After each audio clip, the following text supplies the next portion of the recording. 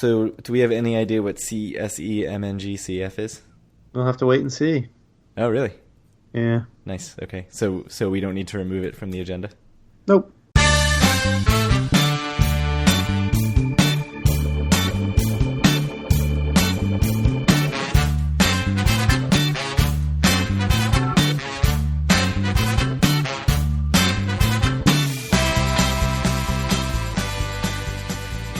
Howdy, this is Monday, July 17th, 2017, and this is episode 51 of Due for a Win, the Atlantic City and Casino Biz podcast. I'm Kyle Askin, joined as always by Craig Stone. What's good, Craig?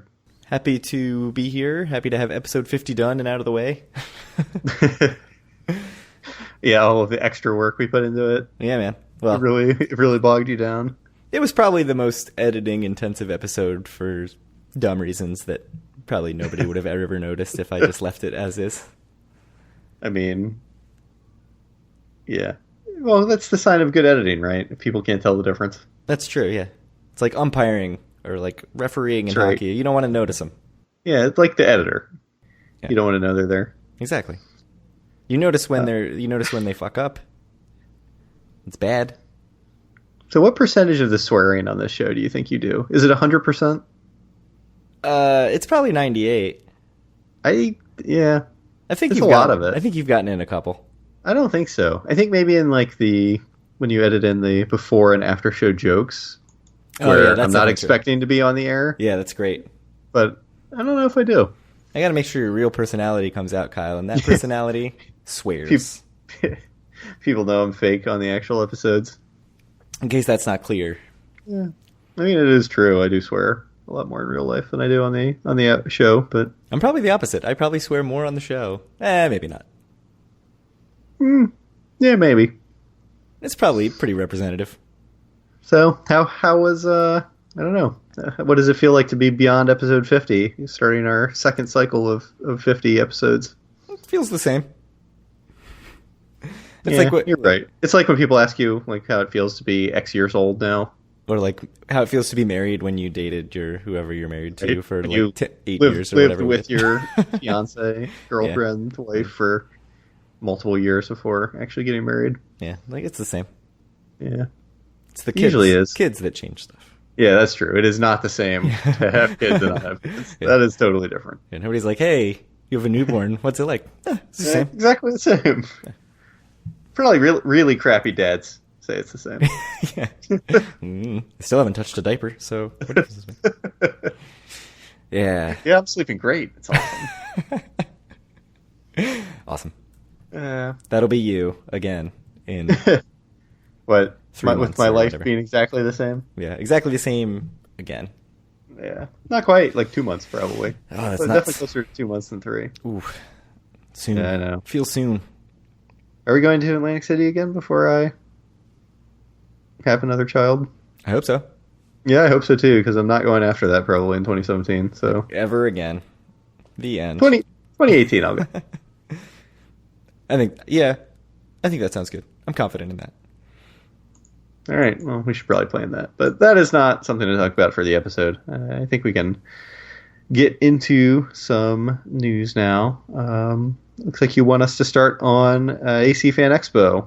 There is another update, meaning that the state of New Jersey has updated their kind of case search program online. And we got an update from there, given the total lack of coverage that this has gotten in other news outlets.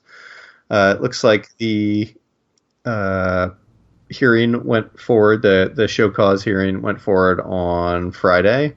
And now they are having a case management conference in a couple weeks. What's the date? August 15th. So let's see what that is. That is a Tuesday, and I believe that it's at 2 p.m. It looks like I talked to my wife a little bit. Case management conference is usually where they try to plan out some of like the big dates they want to go for in the upcoming case. So it just looks like it's kind of full speed ahead heading towards trial. It's just another thing that has to be done to get there. Yeah, so not much of an update except that, it's not resolved.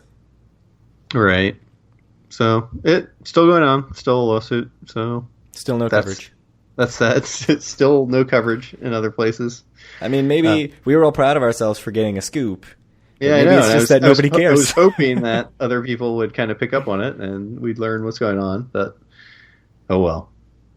Yeah, I mean, AC Primetime did use a clip, so Yeah. they are interested. Yep. Others in the media less so, apparently. But Yeah, it's fine. I mean, I think probably they were all like waiting for some real dirt to come out. Who knows? Right. There's probably nothing that goes on much in these early hearings, so I don't know. Maybe we could have found out a little bit about what's going on actually with the lawsuit, but who knows? I really don't know much about it. Yeah, I mean, my guess is that these are all very short and like, okay, Yeah. what's the date for the next one? Let's go. What we really should do is we could. I mean, it's too late now. She's sleeping, but we could pull my wife in to just have a 10-minute chat about this, since she did litigation for many years and is a lawyer. Yeah, wake her up. Let's do it. Maybe next time. Yeah, that will go over so well. But with my wife? Or Yes, with your wife. Yeah, being woken up for this. Yeah. I mean, it will go over so well with the listeners, and that's what I care about, not your wife. So let's do it. I mean, it's something that would make... I mean, I'd be happy to learn more about this, but... Yeah, I mean, I've seen a lot of abbreviations that I had never seen before and have no clue. Me either. So, I mean, my wife basically has done 100% of the legwork on this for us, which is show her stuff, and I'm like, what does this mean? And then she tells me. Yeah, I mean, like, I've tried to Google, and I'm still just like, I don't know. I don't understand. Mm-hmm. So, thanks to your wife. Yep. Thanks, Megan. Should we talk about some concerts? Beach concerts that happened back-to-back nights last week, Wednesday and Thursday? Do you want to talk about it at all? No. Yeah, go for it. Lead the way.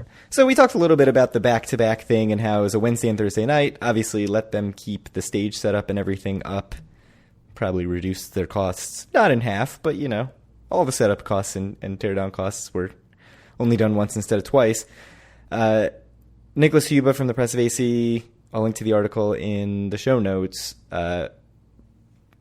wrote that 50,000 people estimated showed up for Pink on Wednesday night, which is a huge crowd for a Wednesday night in the Boardwalk. I think he said something like 5,000 or even less typically are there on a random Wednesday night in the summer, maybe half that. But yeah, a couple thousand, he said, stroll the boardwalks typically. So not a lot. But no estimate given really for just Brantley Gilbert, who both of us had said we'd never heard of before his concert was announced.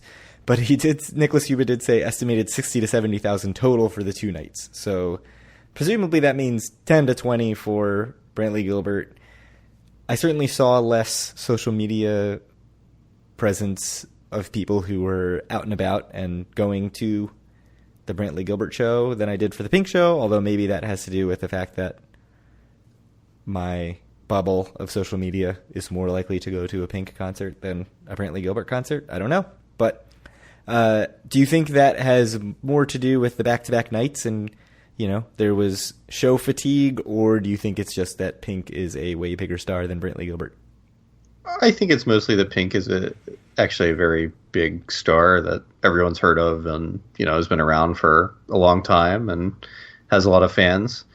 So they actually talked quite a bit about this on the last AC story, which I believe it sounded like they recorded kind of between the two concerts. So they were out and reporting on the Pink concert and were talking to people. And apparently right now Pink is not touring. So it was like a huge draw for Pink fans because this is basically the only place you can see her if you're interested. And people came in from like all over out of town. They said they were talking to people on the boardwalk who were from Massachusetts, Kentucky, New Hampshire, just, you know, not from the general area you would think AC pulls from. So that's good for Atlantic City. Yeah, it is really good. And that's what they were saying too on the podcast. They were saying people seem to have a generally positive impression of Atlantic City. The boardwalk was totally insane the entire day. You know, all the head shops and pizza stands and stuff seemed to be doing very well. So yeah, it was a really big thing. I mostly think it was just because Pink is so big and so well known. Yeah, I would have guessed 3 times approximately for Pink than for Brantley Gilbert. Although I don't know much about country music, but yeah, I don't think that's. I don't know what they were expecting for Brantley Gilbert, but I don't think that's necessarily terrible. But yeah, that's fine. I mean, good to see so many people come out. The most important thing I saw on social media revolving around the Pink concert is that apparently she went and got some food at Tony's Baltimore Grill after her concert. So, did she? Got to give her a lot of credit for that, right? Yeah, that's awesome. Huge shout out to Tony's Baltimore Grill. That's great. So the place to be when you were drunk and need beer and food. Yeah, beer, pizza, wings, all those things. Yeah, that's what we had when we were there and drunk. Oh man, I want to go back to Tony's Baltimore Grill. That's what I gotta say. I don't know. Should we? I'm kind of like wondering if I should ever go when I'm sober, because I don't know if I can ever recapture the magic in that mindset. You got to be at least a couple beers in. Yeah, that's definitely true. Right. I mean, you just don't want to ruin it for yourself like that, right? Yeah, I mean, I guess you could go in sober and very quickly. Yeah, that's true. Get there while you're there. Go in like, this place is a little skeevy, and then by the time you leave, like, this place is great. All right, so let's talk about some gambling numbers, unless you have anything further to talk about in terms of the concerts. No. I'm just say it seems like it was a reasonably large success, so good on Atlantic City and Live Nation and, all the people that went into doing this. Yeah, and we're still waiting on a third concert announcement, right? I don't think we've heard anything about that. I'm pretty sure you're wrong, because they were talking about it on the AC story. Let's see. Yeah, Rough Riders, Ja Rule, Fat Joe. So DMX. Yeah, so you're definitely... I don't know where you got your info from. That's a lot of rap artists that were really prominent in 2000. It's 2001. going to be really big, I think. When I was in high school, all those names were big. I haven't heard much about them since. All right, so... June data. Yeah, June data. So the June data came out a few days ago, and to me, looking at it, it didn't look great. Do you want to kind of do a rundown of what happened, and then we can discuss it a little bit?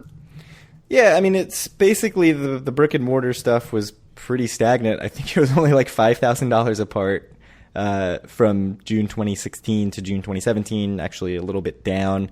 Of course, there are 7 casinos now, and there were 8 in June 2016. So the remaining casinos, it was up over 10% if you just ignore Taj Mahal's 2016 data. But still, not really a sign of growth for Atlantic City as a whole in terms of casino revenue, which isn't really that surprising.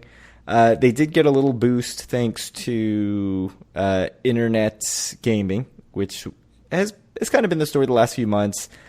Total increase, I think, of 1.8% if you include the internet wagering. So, yeah, I mean, it's not bad news, but it's not really the good news that you'd hope for getting into the summer. But like we've talked about, July and August are really the big months. So, and September with, May, I think you said, right, with Memorial Day. September has Labor Day. But what do you think? Is this good, bad, neutral? For me, it doesn't look great. I mean, it was actually down from last year very slightly. Very, very slightly. It's, yeah. So, I don't think it looks totally great. It looks like Borg and Caesars were both off quite a bit from their May numbers. And I looked into it a bit, and at least I know Borg's number, or maybe it was Caesar's number, didn't look like, their drop percentage wasn't especially low or anything like that. So, yeah, I don't know. And it's not, like I said, it's not that necessarily it's weird that people do worse in June than they do in May. That seems to be the trend in Atlantic City. But I just don't think this looks like it was a especially great month for the casinos. So, I mean, look, it's 1 month of data. There could be some other factors that went into this that we just haven't thought about. So I'm not concerned yet, but for me, these numbers don't look particularly great.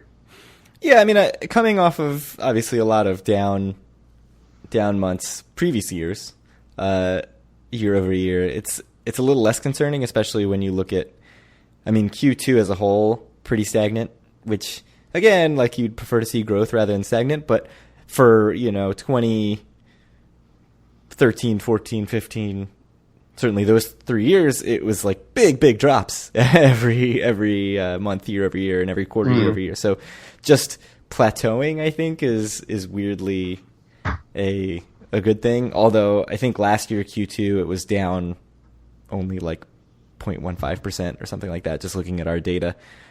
So it's kind of been this stagnant level for a year now, and obviously you'd like to see it start to go up, but I have a feeling with one less casino, you're not really going to start to see it go up at all until Hard Rock opens or something big happens. I mean, something big being Hard Rock. So let's talk about that a bit, because the way it was portrayed was that if you remove the Taj, which was open last year, and it's not open now, the city's actually doing much better. But and you just said that the city will start doing better in terms of pure revenue numbers when the Hard Rock opens. But I mean, how much of it do you really think, like, adding a casino just adds X percent of revenue to the town versus adding a casino just moves revenue around from one property to the other? Certainly, I think they talked about this on Atlantic City Story 3 weeks ago. We've seen with a lot of new casinos that open, a lot being Rebel, mostly, I guess, that it just moves the data around. Like, it just moves the numbers around, right? So it doesn't really grow the pie. And as the casino's closed, we also got the opposite. It didn't really drop off significantly, or at least not more than it was going to probably, but that money moved around. So like when Taj closed, as we've seen, it's basically stayed stagnant. But I think, as they talked about on the Atlantic City Story, Hard Rock is going to try to bring in a different set of gamblers. They're very southern focused, a lot of casinos in Florida.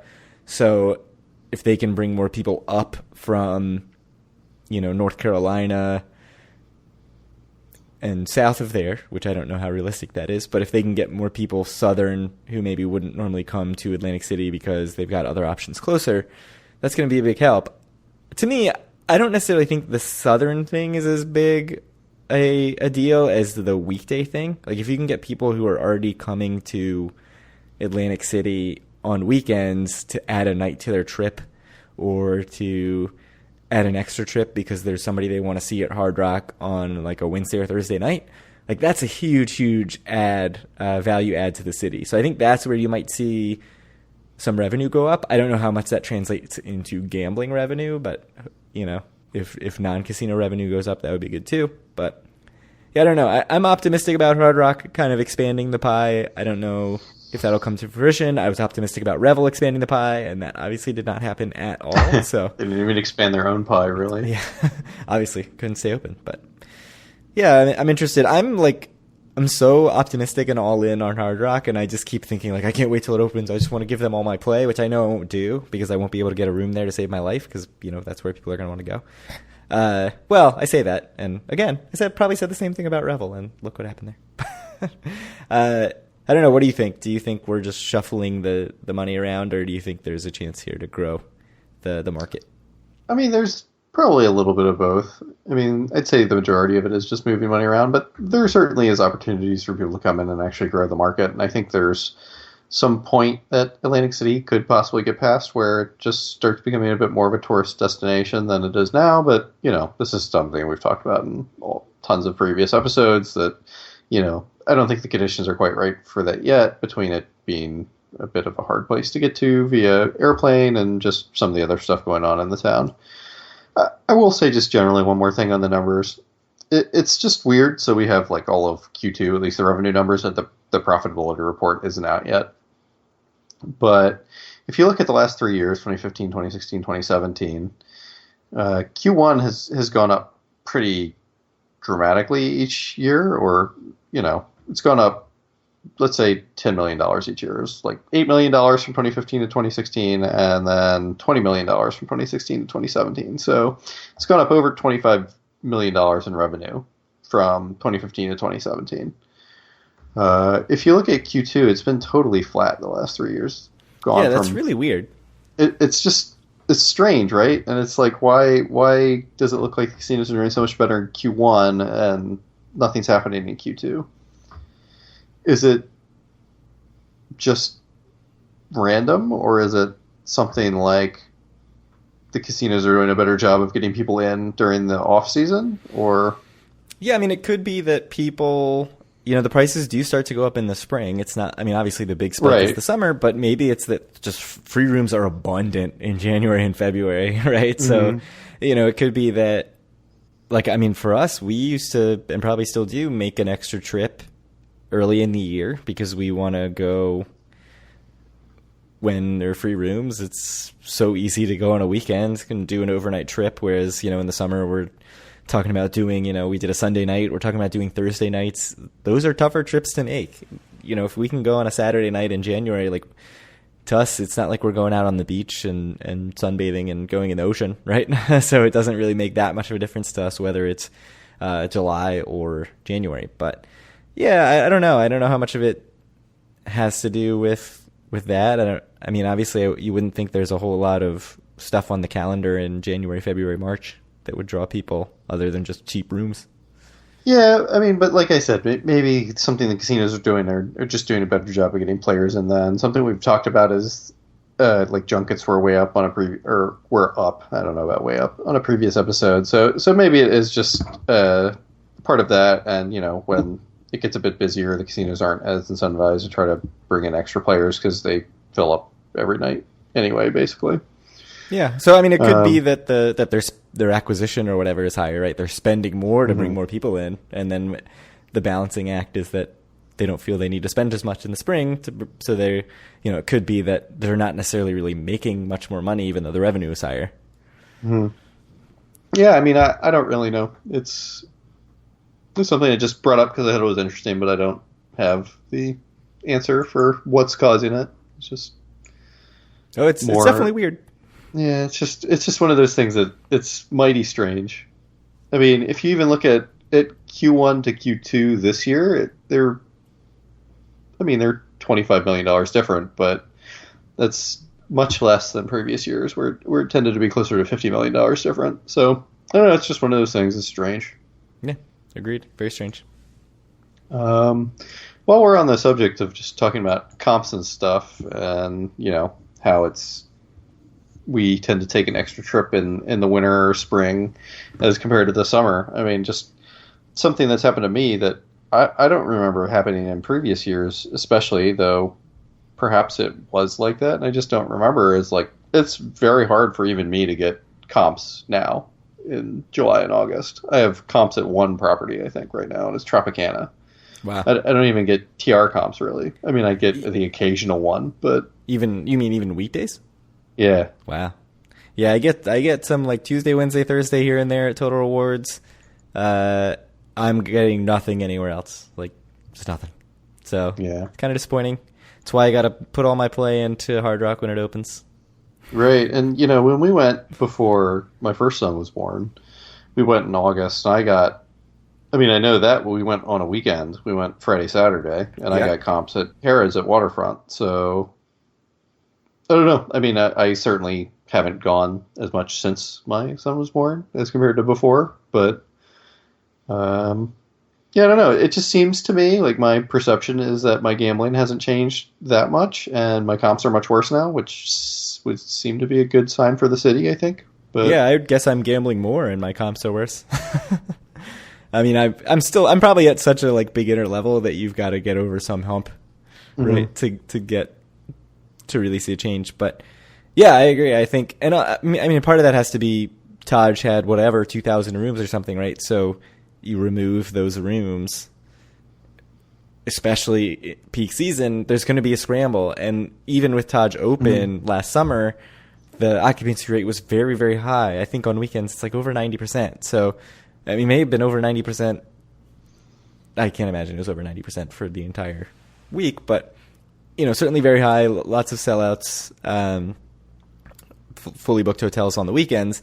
So you take out one of those hotels in the peak season, and it's just going to be hard to come by those rooms. So that'll be another thing that'll be interesting to see when Hard Rock opens, especially if Revel then also opens, because that's going to be a big influx in rooms. That's actually a nice segue into our next story. I was gonna try to make that segue myself. So, since we're talking about trying to add some rooms to the city, we talked on a previous episode about how Chelsea had been bought by Carl Icahn, and we were wondering what he was going to do with it. So it turns out he is actually going to reopen the Chelsea as another hotel tower at Tropicana with a skywalk to connect the hotel to the casino. I know it's something that was talked a bit about on the Facebook group, and people saying, what is the bad part of the Chelsea called? The annex? Yeah, the annex, so bad. That you'll know if you are their least preferred gambler if they put you in the annex or not. Yeah, yeah, that was Justin in the Facebook group. Definitely true. Right. And it was a little unclear whether the annex would be included in this. It certainly seems like it is. I don't know if they're going to pump any money into that because it's in pretty bad shape. I think they did mention that, some of the hotel, and I think it was implied that that's the annex, although I don't think they came right out and said it, needs some work. But it does add some rooms. Obviously, it doesn't really add to the total room crop because these rooms were there last summer, right? So it's kind of getting those rooms back. Route 40 also called this when they first mentioned it, just sort of positing that this was the most likely outcome since Icahn owned the Trop, and this is right across the street, that it would make a lot of sense to bring this into the Trop family. But, Tropicana now will have 2,700 rooms, which is a ton. It's a big property. It seems to do really, really well, even off peak on weekends. It seems to be really crowded, and the rooms seem to be pretty full even off peak. So adding rooms probably not a bad idea. I'm not sure how I'd feel about being across the street in the Chelsea if I was staying at the Trop. I don't think it's quite as bad as being in the Claridge Tower when you were at Bally's, and that's probably even closer to the casino floor than Chelsea is to Trop's casino floor. But I don't know. What do you think? You've been in every tower, I feel like, in Trop. What would you think about ending up in the Chelsea Tower? I don't know. I think it's one of those things that I'd like to wait and see. I've never stayed at the Chelsea, so I don't have too many opinions about it. So you mentioned the room count of Tropicana. Do you know how many rooms the other casino hotels in Atlantic City have, and where it stacks up? It's got to be the most, I would think. But with 2,700, I mean, I would think the only competition would maybe Borgata with Water Club and the Borgata, but yeah, and that might be. I don't know if I can do that so quickly here. I mean, Borgata I think has 2,000 rooms, but I don't know if that includes Water Club. I would guess it does. I would guess, but I'm not sure. Yeah, and I think 2,000. I think Taj was right around 2,000 also. So those are both just gigantic properties. Harrah's I think also has a lot of rooms. Harrah's would have a lot, yeah. So this has got the old tower and the new tower. Yeah, but I think Trop has to be the most, right? I mean, that's gigantic. I would think so as well, but these are things that if we had thought about, I'm not sure off the top of my head. If we thought about ahead of time, we would have looked up. Trop, according to Wikipedia, 2,588. So this would, Harrah's 2,588. So this would put Trop ahead of Harrah's. Uh-huh. And I'm going to guess that that's the biggest. I can't imagine there's anything else bigger than Harrah's in Atlantic City. It would be hard for me to imagine as well. Yeah. All right. You want to go ahead and take the next one? Sure. So I'll link to the story about that, which is a Nicholas Huba article in the Press of Atlantic City. And just a quick note about Nicholas Huba is that he is on the latest episode of Cousin Vito's Casino talking about the Trump Taj Mahal sale, the whatever they call it, liquidation sale, where they sold all the bed frames and mattresses and other weird stuff that you could buy with Taj Mahal logos on it. He also talked a little bit about Hard Rock and what they might bring in, and just generally the state of AC. So it was a good interview. I definitely recommend checking it out. I'll put the link to the episode in the show notes. I expect a lot of you already listened to Cousin Vito's Casino, so you may have already heard it, but it's a two-parter, so only part one is up now in his episode 50, so congrats to him on 50 episodes. So cool to hear about Atlantic City in another podcast. Indeed. Should we talk about the big story? The big story for us. Yeah, because it's going to be fun to talk about this, even though nothing's going to come of it.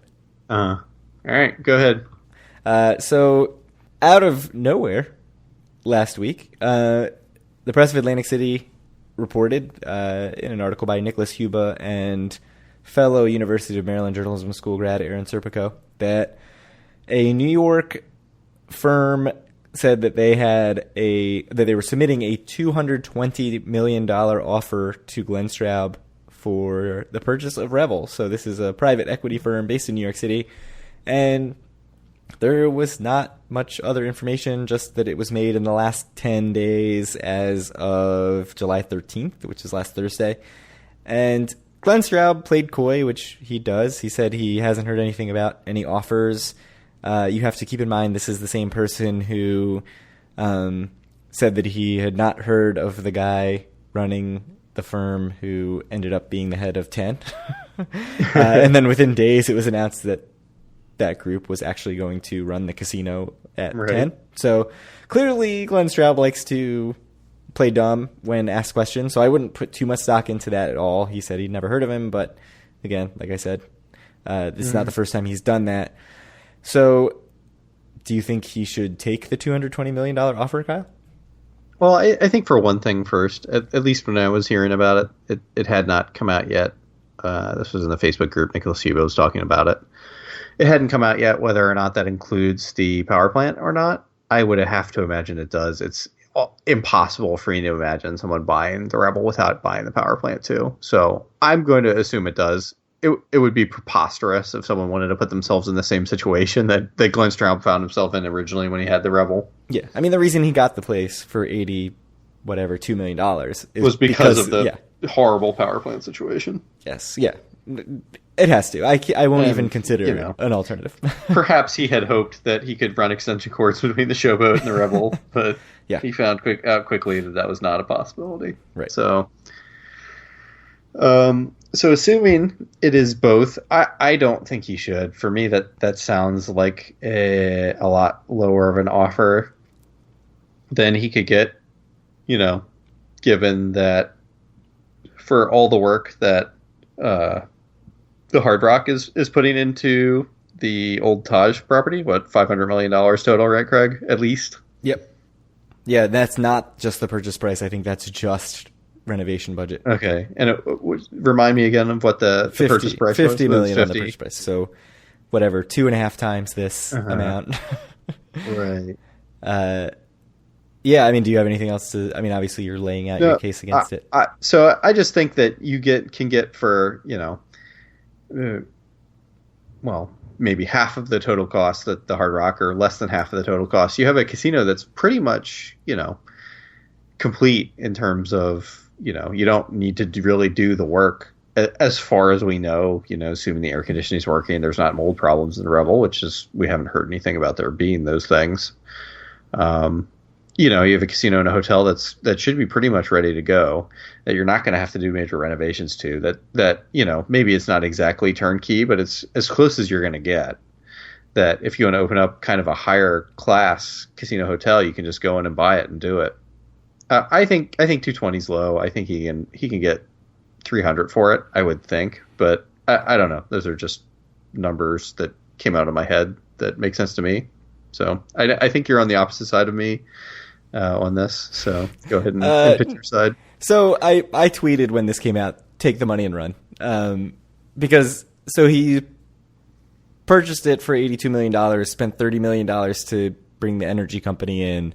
The value was it 30? I thought it was like 25 in cash and he assumed 25 in debt or something like that. I thought it was more like 50. The old article I found said 30, but you may be right. There was also some debt stuff involved there. Okay, sure. And it was unclear in the article I read. So but obviously he sunk a bunch of money into the thing since then, just in terms of, costs of running this hotel, paying taxes or not paying taxes, as it turns out, but And I think at some point very early on in the process, early in 2015, he said he had already sunk over $10 million into it on top of the purchase price. So clearly he's put money in.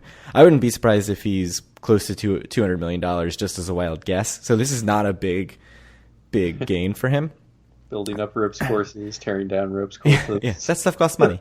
Yeah. So, I mean, as much as the big thing that this said to me is, wow, I really realize now how much I want him to sell. Because when I saw this offer, I was like, well, he's only paid 112. He has to take it. But when you really think about it, like, it doesn't make any sense for him to take it. I want him to take it because I want him out because he's just not doing anything with it. And I just see no scenario anymore where he's the one who opens it, especially if he's going to be so difficult on the casino license thing, because he's just they're not going to let him open it without a casino license. Correct. So I want him to sell it. This is not the offer that's going to get it done. And the thing that really made that obvious to me is that, you know, if it could be had for $220 million, we would be talking about what the Hard Rock's going to do with Revel, not what the Hard Rock's going to do with Taj. That's got to be it, right? I mean, that for me, that's the baseline. If Hard Rock could have bought Revel for $250 million, it would have made a million times more sense than buying Taj for $50 million, I think. Yeah, and you have to remember when Hard Rock came in, they announced $300 million purchase plus renovation price. So that was what they were willing to invest. Or that, I mean, obviously they're willing to invest 500, but that was the number that they had in mind going in. And so you have to think if they could have had Revel for less than that with the energy company, brand new casino, would have needed very little rebranding, I think, to be a Hard Rock. I mean, it would have cost some money to Hard Rockify it, but sure, but not as much as you wouldn't have to renovate the whole thing. Yeah, you wouldn't have to de-Taj the whole thing. You wouldn't have to totally de-theme the whole thing. Tear down all the minarets and everything. Yeah, and I mean, as we've seen with the rooms, I mean, they're going to have to do a ton of stuff with the rooms. Who knows what they're going to do with the exterior that's not totally Tajified. I can't imagine they're going to leave the old tower looking the way it looks right now. So, yeah, I mean, all that they must have known, and we knew that they had kicked the tires on Revel and came away obviously thinking Taj was what they wanted to go with. And they've said all the right things about, oh, that's the building they actually wanted and all that stuff. But I have to think if they could have had it for $250, and especially if they could have had it for $220, it would be Hard Rock right now. I would tend to agree. I mean, and of course, we don't know what their things they were looking for in the property were, but for me, yeah, I think 220. I mean, the second I saw that, which I mentioned in the Facebook group, I was not in the country last week. I was overseas on a work trip, but I'm just like, that's not enough. If I were Glenn Straub, I would never sell for 220 because I think that, you know, if nothing else, and I think we talked about this in episode 1, that I think I said that I knew he was crazy, but the question was whether or not he's crazy like a fox or just generally crazy. And I tend to think that he is, if nothing else, a savvy businessman and is going to try to make the best deal he can. And to me, 220 does not seem like the best deal he can make. Yeah, and we've said this over and over again, like whether or not he ever does anything with this casino, the value he's added by getting the power company into one organization with the casino is worth a ton.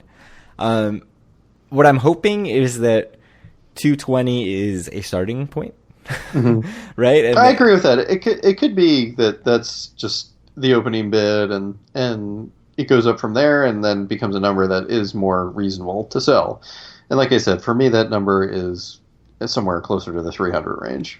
Yeah, I mean, my concern is Straub is looking at Taj and saying $500 million. That's the price. Like, we now see that somebody is willing to come in and invest $500 million to make a premier property in Atlantic City.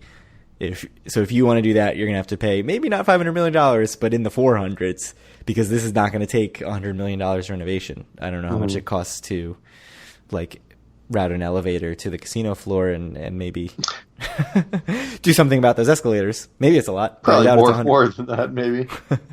I don't know if it's $100 million, but it could be expensive. So I expect he's got a number way higher than we realize in his head, but we'll see where it goes from here. Obviously, this came out of nowhere. Who knows if anybody else is kicking the tires? Random question. I don't know if you've thought about this at all, but if you could have a dream company purchasing the Revel, who would it be? Purchasing to run a casino. Who do you want running that casino? I had not thought about that at all. Not even a little bit. I mean, okay, you go ahead, do yours. Quickly, just some of the players, just to give you some thought. Win. I don't think that's happening, but that wouldn't happen. I don't think. MGM, Caesars are two of the big players. Joint project, Kyle. Boyd obviously just got bought out of town. Mohegan You love doing what some they've expanding. done with resorts. Sure. Foxwoods generally getting in. I think the tribal gaming makes sense, but So I'm going to kind of disagree with you there. I think if I could have like my choice of like who I want to come into town and start running things, I'd say someone like Derek would be better. Someone who is not one of these huge casino companies who, by all accounts, seems to really enjoy kind of the running a casino part of running a casino, and not just like the tinkering with how much alcohol to pour in a drink and what the parking price should be, and the stuff to just maximize every last penny out of the profit. And just like new blood, because my big complaint about Atlantic City is that all of the casinos are owned by fairly large casino companies already, or Managed by the Trop, which is owned by Carl Icahn, who doesn't necessarily run a large casino company, but knows something about making money. So I think maybe just having maybe a smaller operator with a lot of who has experience in running a casino, but isn't MGM, Sands, Caesars, Wynn, whatever, would be kind of my preferred buyer. Even like you said, someone like Boyd would be fine. yeah, I just don't think somebody like, well, certainly Derek Stevens and his brother, they're not going to buy Revel. I don't think. I don't think so either. That's not what they do. They buy kind of more distressed properties. Right, like they're coming in and buying Atlantic Club if they're buying, and I don't mean they specifically, but someone like them who's into that sort of market, they're looking to buy something very cheap and get in, which would have been Revel 2 years ago when it got sold, but. Which should really tell you the state of Atlantic City 2 years ago, the fact that it did only go for $82 million, and now we're talking about 300 and beyond. So that's a good thing. I mean, if nothing else, that's very positive. But yeah, I mean, the names that I came up with, certainly Mohegan, in that they run a casino that some people consider one of the best casinos in the country. One of the best casino properties in the country in Mohegan Sun in Connecticut. They've been doing some expanding. There's a Mohegan Sun in Pennsylvania. That being said, I don't know how much sense it makes, especially since they run the casino at resorts. Like, do they really want to get into a market where there's so much consolidated competition so close to them? Like, a lot of these companies, what they're doing is putting their money, and even Wynn, mostly outside of Vegas, is putting his money into areas where you're going to have not a lot of competition within 30 or 40 miles. So to come into Atlantic City, where there's going to be 8 casinos, all within, mostly within walking distance, and a few that are a 5-minute cab ride away, like that's a tougher nut to crack, I think. So who knows? I mean, obviously we have no idea who it was. It's probably none of those. It's probably some random company who is interested in getting into the market. No, it was. I think it was just a private equity firm from New York or something. I don't think it was. Isn't it possible that they're like acting, like submitting the offer on behalf of some group? I don't think so. I mean, I don't know how any of that works. I have an MBA, but I don't know how any of that works. I mean, it's probably just that they looked at it and said this number makes sense for this building. I mean, look, it's possible. Maybe they're acting more as like not an intermediary, but as an agent for someone else, but I doubt it. I think it was probably just for themselves. And certainly we haven't seen it as much in Atlantic City, but during the recession, we certainly saw a lot of private equity firms running large casinos in Vegas. Yeah. I mean, some casinos, as far as I know, like Cosmo's been run by basically only by private equity firm. I mean, basically all of the non-MGM Caesars properties in Vegas were run by private equity firms at some point in the last 10 years. I mean, even isn't Brookfield a big private equity firm, basically? Like, they just happen to run Hard Rock Vegas. Right. Yeah. Anyways, should we move on to resorts? Sure. Speaking of Mohegan, there's your segue. It's a terrible one, but do you want to intro this daily fantasy thing? Well, just maybe one more thing.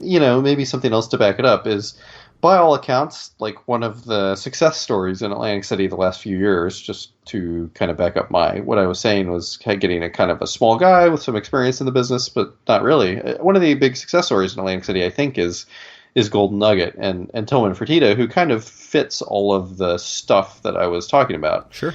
I don't, obviously he has some experience in Las Vegas, and his cousins also have experience running casinos in Las Vegas.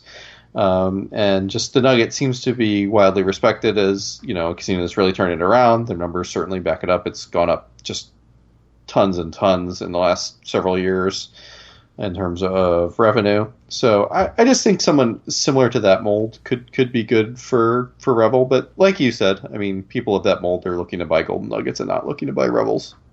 Yeah, I mean, I think that I've said for a long time, I think AC casinos need to look more toward downtown as the model. Mm-hmm. But I don't think, when you're Caesars or MGM, I don't think you can.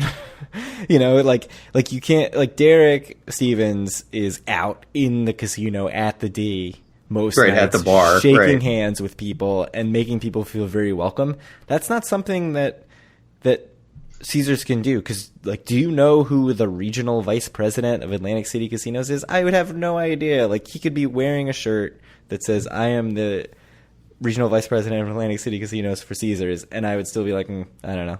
Never seen him before, never heard of him. So that's a tougher thing to do if you're a bigger company. Smaller companies, certainly, like, Tillman Fertitta, he's on a show, people recognize him. He's sort of the face of the company.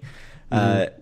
I think maybe resorts could do something like that, although they haven't put their CEO really. I mean, he gives a lot of quotes to the media, but he gets interviewed quite a bit by the media. Mark Giantonio, or I think I'm missing a syllable in there somewhere. I don't know if I've ever pronounced his name right, but yeah, I mean, he's definitely out there in the media, but he's not, as public a figure as Tillman Fertitta, clearly. But, right. That's you don't want to go to the Borgata and just shake Jim Murren's hand. No, not really. I mean, it'd be cool. Sure. Mark Versora at Caesars. He does not seem like the person that you want to sit at a bar with, Jim Murren. Carl Icahn, come on. No, none of this. I don't really. I mean, it would be a cool experience, but I don't think I would have very much to say. Would it be a cool experience? I don't think it would be that interesting. No, but I'd be able to tell everybody that I had a drink with Carl Icahn. Yeah. In the act, it would be terrible, but afterwards, I would have a story to tell. But, anyway, I mean, it shouldn't be surprising, I think, to hear someone like me say that, I really would like someone who really enjoys the casinos part to run this rather than just a profiteer. So, since we are people who really like the casino part. Right, exactly. Basically, we want somebody who reflects our values. Someone like, say, us. Yes. To be running the casino. I don't want to run the Revel, but... No, I don't. I want someone to do a competent job and run the Revel so I can enjoy it. Exactly. I don't want to run any casino. Yeah. But I want someone very competent and very interested in the values that we hold near and dear here at Due for a Win, the Atlantic City and Casino Biz podcast. That's right.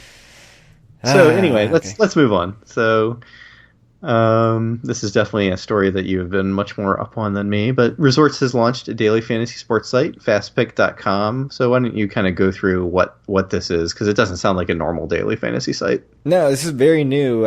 Wayne Perry from the Associated Press posted this in our Facebook group today. And I was very confused about it at first, because as I was reading about it, I was like, this doesn't sound like DraftKings or FanDuel, which are the standard daily fantasy sports sites. And actually, as I read more about it, I was like, oh, this is pretty straightforward. So here's the deal. Let me see if I can explain it in a way that makes sense.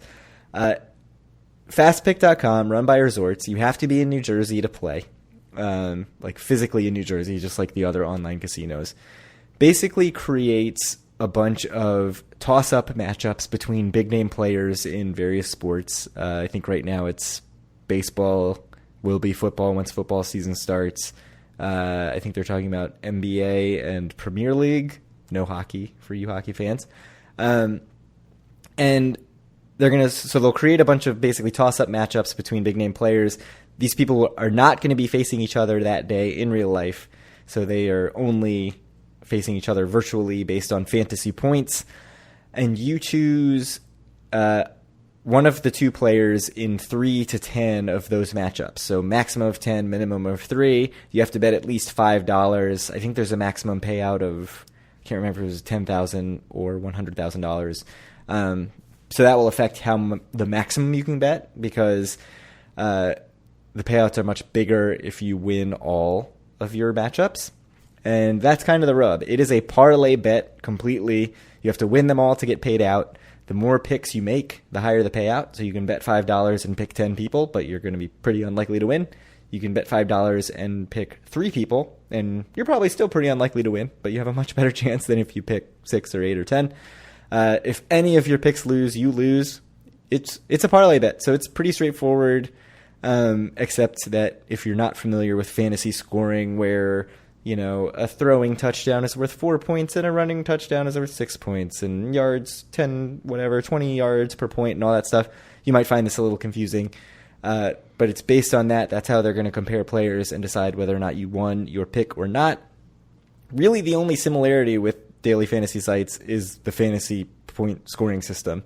Otherwise, DraftKings and FanDuel, you can pick from the entire range of players who are playing that day, and you have some sort of budget. You're playing against other players. You're trying to come in some high percentile. This is totally just you head-to-head against the casino, and by the casino, I mean head-to-head against the picks that you did not pick.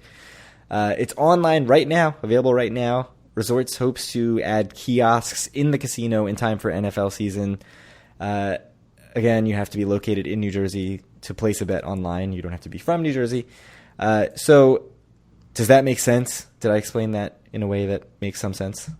Yeah, it makes some sense to me. And just, I can't, I don't know enough about it to explain exactly why they made all these decisions. The fact that it's a parlay like this doesn't surprise me, given what I know about the national kind of sports betting rules. Like, I know in Delaware you are allowed to make sports wagers, but I believe that you can't just bet on a game. Like, everything has to be a parlay there, I believe. That's my understanding also.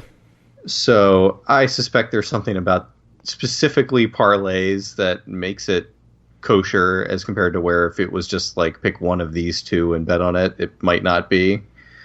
Yeah, and so I expect it's their way to have it just be against the house, but also be sort of sports gambling in a way. Because I think if they had just gone totally daily fantasy sports, that would have been fine, and probably they could have even done that.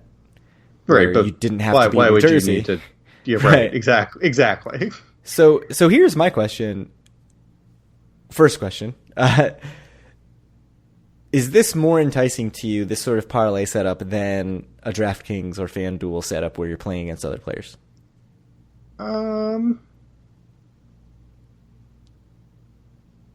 Maybe. I mean, it depends. I'd have to really think about it. I mean, it's daily fantasy sports is something I've looked into in the past. It's not something that I've ever done. I've played. I've deposited. There was a time in my life that I had pulled down like a huge database of baseball players, and I was going to build a system basically to look at this and try to, kind of predict which players would do better in any given game. But A, it was going to be a ton of work, and B, it was, I think that was while my wife was pregnant, and I didn't know how excited she would be to have a large outflow of money while I was learning the system and everything and trying to tweak it. So it ended up not being something that I ended up doing. So it's something that's definitely interesting to me, but I think right now when you're playing against DraftKings or FanDuel, you're playing against people who have done what I was thinking of doing a few years ago and setting up like very advanced computer systems to make these predictions. I mean, you're basically just only playing against ringers. Whereas if you play against the house at resorts, it presumably is a more fair bet for you. You actually have a more reasonable chance of winning. So I would say it's probably better to play against resorts, though I suspect the house edge is probably pretty large. I mean, just in parlays, it always tends to be pretty big. That's why the house likes them in general. Sure. Yeah. I mean, to me, it just makes more sense in my head than daily fantasy sports. I deposited into FanDuel because there was some matching bonus. I still have money in FanDuel. I deposited maybe 2 years ago, and I still have money in it, I've never won anything because it was boring, and I decided I didn't like it. It's not fun.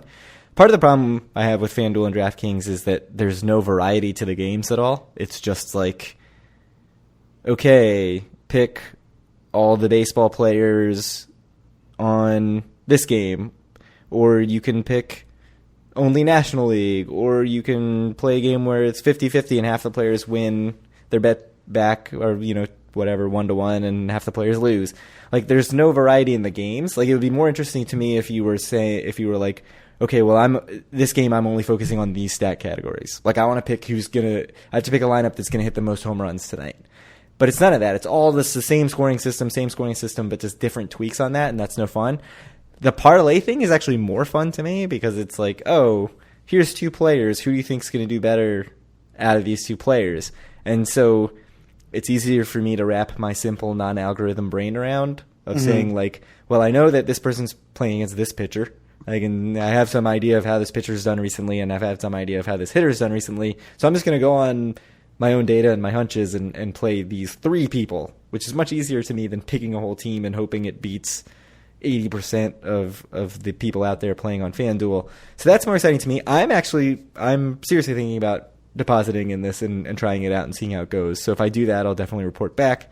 $5 a game, whatever, that's not very high risk. You've sold me on it. I think this does sound a lot better than FanDuel. But for me, basically, it's like I said. I mean, if you're on DraftKings or FanDuel, you're playing against killers only, basically. I mean, you're playing against the best of the best all the time and all of your stuff. And, certainly it's possible that you win, but I just think it's very, very unlikely. Yeah, I mean, I would have games where in FanDuel it's like I'd have multiple players who just crushed in a game. I think I was playing mostly baseball. And I would think, like, how is it possible that I'm only in the 20th percentile when I had multiple of my picks just dominate? But with all the way that people play it, where they have so many teams in every competition, for one thing, and they've done it algorithmically for the most likely team to output huge numbers, they're having everybody on their team crush. Like, the winning player is having every player on their team win. They've figured out a matchup that's most likely to have a bunch of rookies who suck playing like me. So if you're just starting out, it's very, very difficult. This is just, this is picks, and you hope your picks win, and that's it. So I like that. The other aspect of this is going to the kiosks at resorts, like brick and mortar side. Do you have any interest in going and doing this when you're in Atlantic City at the casino? I mean, I'll make a bet, but it takes 3 minutes. So, right. I mean, if you're asking me, do I want to bet on this and then sit in a sports book and watch the games? No, I have no interest in doing that. So but I don't have any interest in making a normal sports bet in Las Vegas and watching the games. So, see, that's something that I do like, but. We have no idea if that's going to happen here, like if they're going to try to create an experience around this. And I have very conflicting feelings on that. Like, on the one hand, why would you even go bother to bet at the kiosk as opposed to on your phone if there's no incentive to stay there and watch the game? But on the other hand, if you're making a $5 bet, is Resorts really going to invest a bunch of money in setting up some viewing area to watch football every Sunday and have people hang around for 6 hours who have only bet $10? That probably doesn't make a whole lot of sense for them either. But I don't know. I mean, I wouldn't go out of my way to do it. I think if I was staying at Trop or staying at Borgata or whatever, I wouldn't be like, oh shit, I need to get to Resorts and get in my fast pick bets. But I think if I was at Resorts, I would throw a bet down. And yeah. I live in New Jersey. I'm seriously thinking about trying this thing out on some baseball. I'll see if the itch gets to me and I try it out. I mean, at $5 a game, if you deposit whatever, $30, see where it goes, see if I like it or not. Cool. Yeah. Yeah. So since we're talking about sports gambling, do we want to move on and talk about more sports gambling? Yeah. So, it's been kind of a long-standing discussion about trying to actually bring legitimate Vegas-style sports wagering to New Jersey. And, they actually had an opportunity to allow it before the federal or Congress passed laws restricting it to the 4 states, I believe, that had it prior to the restriction, which I think are Nevada, Montana, Delaware, and maybe one more, which I don't remember right now. Do you know off the top of your head? Nope. So, anyway, it's come back up. It's something that since New Jersey decided not to do a while ago, they've always regretted, and it's always been brought up that they might start challenging this in court. And, well, it sounds like they are. So do you want to talk a little bit more about this? Yeah, I mean, they've been challenging it in court for years. And, my understanding is in New Jersey, the law is basically that it's allowed. Like, there's no law on the books in New Jersey that says it's banned, but it's banned federally. So, like, there was a while back, I think we talked about even on the podcast, where it was like, Christie was like, hey, you can do this. And all the casinos were like, let's not. Like, nobody wants to be the first one in the water on that. But this article is by John Brennan, NorthJersey.com. He's really on top of the state sports gambling thing. And he wrote a really good article, I thought, about sort of what it means that this is now going to be heard by the Supreme Court of the United States. Basically, 70% of cases that have made it all the way to the Supreme Court in the last 5 years have been reversed. So that is a very good sign for New Jersey in this effort. Leagues also seem to be backing off, and that was a really big issue for New Jersey when they first pushed for this. Is that I think they had a college hockey tournament there every year. One of the smaller basketball conferences had their tournament at Boardwalk Hall every year, and NCAA was like, "We're yanking all this stuff if you push this." And Christie was like, "I don't care, I'm going to push it." They did yank those tournaments from Boardwalk Hall. The leagues have kind of backed off their stances on this, largely, I think, because of daily fantasy sports. I think MLB and maybe even other leagues actually own a stake in one of the two or both of the FanDuel and DraftKings, so they're kind of backing off the sports betting. So we'll see where this goes as far as the Supreme Court. It seems favorable for Atlantic City. Obviously, it's you can never really tell where the Supreme Court is going to go. I don't know if you have any sense on whether you think New Jersey's going to win or not. I have my own opinion, but what do you think? I mean, I don't really have much of an opinion other than I take slight umbrage with the fact that you saying that most of the cases that have gone to the Supreme Court have been overturned, and that being a good sign. I mean, I think that certainly that is true, but I think there's a couple different levels of cases. I mean, I think there's stuff that they take up because they know that they don't really like the law as is on the books, and then there's some that they take up because it's just something that they haven't seen before or is somehow interesting to them. And I don't know if we have any sense of whether this is kind of the former or the latter. So I don't know if you should be super optimistic, though. What is your take? Are you optimistic on this? Yeah, I'm pretty optimistic just because I think this is one of those things where it doesn't make a whole lot of sense for it to be a federal law, especially with gambling expanding so quickly, right, in across the country in various states. And also, I think that the leagues that have pressured this for a long time have lost all their moral high ground. Like, they have supported daily fantasy. There are state lottery ads constantly on all sports games. Like, I just think that this is a tough sell if that's the opposition. So I don't know. I think that there's a good chance that they win it. I'm optimistic. I wouldn't say I'm confident, but I'm pretty optimistic. Mm. And the ruling is expected in the first half of 2018. So we're still, as much as a year away. So this may not be anytime terribly soon. But yeah, I mean, there's certainly hurdles. I think John Brennan says it's unusual. It's an unusual measure. So again, like you said, sort of talking about it in terms of the 70% number is not really right to necessarily assume that. Right. I mean, and I will say, just it is weird that there's this federal law that's like X is allowed in these 4 states. In Oregon, I looked it up. Oregon's the 4th state. So Montana, Delaware, Nevada, and Oregon. But I don't know. I mean, I haven't really been following it along super closely. I don't know what I mean, as far as I know, it's been struck. I mean, it's been ruled constitutional at every level before the Supreme Court, correct? Yeah. Yeah, they've So, had to like, appeal at every level, nobody yeah. has ever sided with New Jersey yet. Yeah, I don't think so. So, I don't know. I mean, I wouldn't say it's 70% likely that it would be ruled unconstitutional and they could do sports betting, though. Um, I don't really know. I mean, I'm not a lawyer, so Yeah. I can't really speak about the legal merits of the case or not. So the other side of that is how big would it be if it was legalized? How helpful is it for AC? It would be helpful. I mean, I think among the more hardcore gamblers who visit Vegas, and as opposed to kind of the touristy people who just want to walk around and see everything.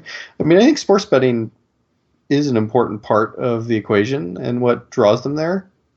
And I think if you could do March Madness or whatever in Atlantic City and have sports betting, I think that'd be a big deal. It'd be a huge get for the city. Yeah, and I think a lot of people have said, oh, well, in Vegas, there was a while where sports books were closing, and they've all consolidated into a couple companies. William Hill, I think there's one other I can't remember the name of. Starts with a C. So there are a couple companies now that run basically all the sports books. It's not a big revenue driver at all. I think Dr. Dave even said that when he was on last time he was on the show.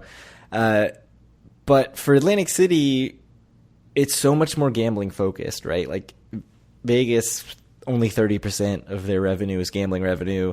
Atlantic City's like the reverse of that, where it's more like 70%.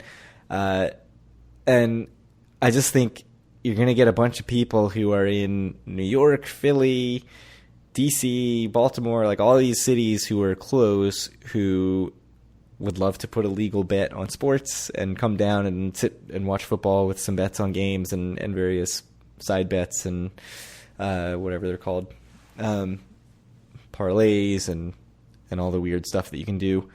And it'll draw them to the city.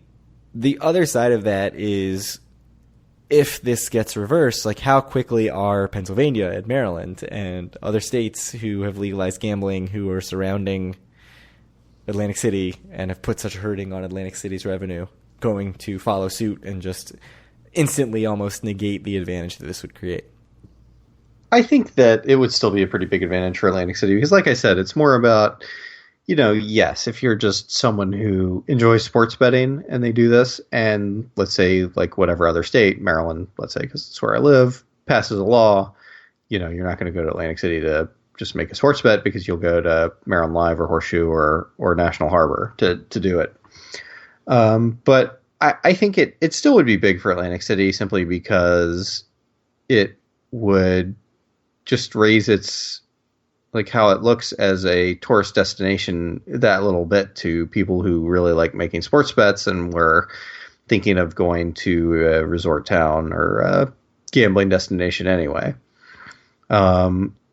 Something else, like what I understand has happened is that, a bunch of states have passed at least preliminary bills that would allow sports betting, including Maryland, if it does get overturned by the Supreme Court. So I think it would be pretty quick that these other states would actually allow sports betting. Yeah, I mean, to me, I think that... I mean, and here's the thing. It already does exist in Delaware. Yeah, and weird parlays. Yeah, I mean, true enough. But I don't know. I think it would be a big deal for New Jersey regardless of whether, Pennsylvania, Maryland, etc. passed a sports betting law or not. But, I mean, it wouldn't be like the thing that saves Atlantic City by any stretch of the imagination. Yeah, I expect it's something... I would think it's probably bigger than online gambling, but I think it's probably similar in that... I think long-term online gambling is going to be bigger, but everybody had this idea that online gambling is going to be instantly making, millions upon millions, hundreds of $1 million a year, whatever. Well, it could if they expand it to the entire country. Sure, but Christie was kicking around numbers that were just totally insane for online gambling and instantly. Well, of course. And it's probably the same. It's probably, it would be good for the city. It would be a nice bump, but it's not going to be, whoever is really supporting this thing, it's not going to be as much as they think it is. And you know, I guess that's true for anything that gets into politics. You Right. know, no stadium makes as much money Of course. for the local area as... Nothing's ever as good as the supporters make it out to be. Nothing's ever as bad as the detractors make it out to be. That's true. Yeah. I think that's probably a good rule for most things that get into Right. politics. And really most things in general. Right. So should we finish really quickly with Borg skill-based slots, your favorite topic ever? Go for it. This is your bread and butter. So there's nothing really to say about this other than Borgata a couple weeks ago, actually before episode 50, but we scrapped it for episode 50 because it was such a meaty, important episode. Not that this one's so much shorter, but Borgata sent an email out saying that there will be 3 new skill-based slots coming to Borgata. Frogger Get Hoppin', which we actually talked about on a previous episode, and it turned out that was not the version of Frogger that was coming to Tropicana or wherever it was going. Mm-hmm. Will now be coming to Borgata. Okay. The other 2, Pharaoh's Secret Temple and Danger Arena. So, I don't know about all that. I can't imagine they last at Borgata because we've seen them and they're not good. It's like, why is Borgata even, like, profaning their casino floor with Danger Arena? It seems that's my impression, right? It's like, this thing is a joke, and, like, you're the best casino in Atlantic City, and, like, why are you putting this in your casino and making your casino worse because of it? Yeah, I mean, who at Borgata wants to play this as opposed to any other? And Borgata's been very, very good about bringing in new machines. Like, I mean, we talked about a couple episodes ago, Simpsons, Plants vs. Zombies. Like, these are cool, different machines. They've got, like, 18 different Wonka machines now. And these are interesting machines. Danger Arena is interesting in concept. It is not interesting in execution. And it's been out there, and people have seen it, and people have decided they don't like it. It's horrible. Right. So, I don't know. Like, I mean, here's the thing. As someone who generally supports skill-based slots, and as someone who really does think it's the future, it makes my life worse when things like Danger Arena exist, because it lets people be like, look, skill-based slots are shit. Like, they're never going to be anything because this is the worst thing ever. And I just wish it would go away. Yeah, I mean, my only hope is that this means... There you go. I cursed on the podcast, Greg. Yeah, awesome. Special for you. Thank you. I mean, my only hope is that this means that they get a relationship.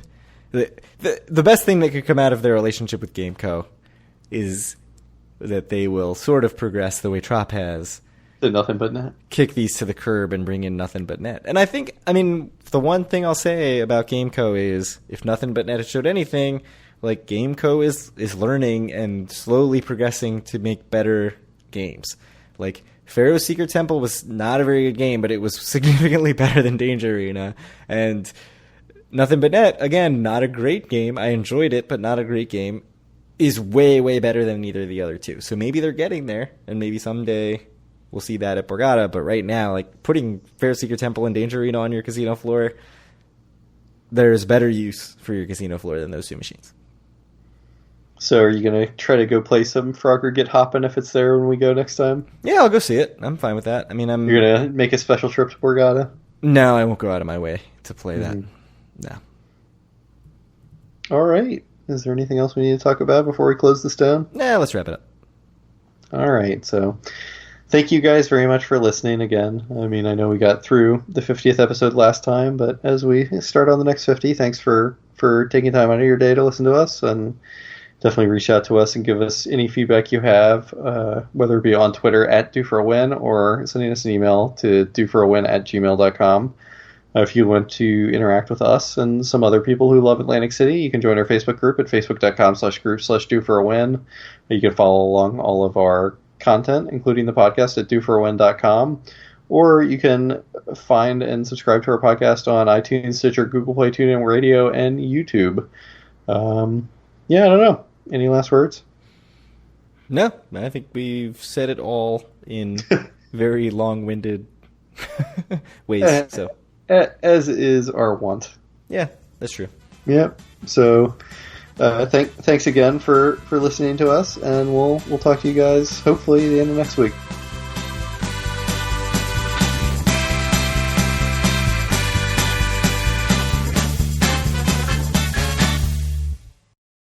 Eric's son's the only one who is proven to fall asleep during our episodes. He's the only one who's admitted it.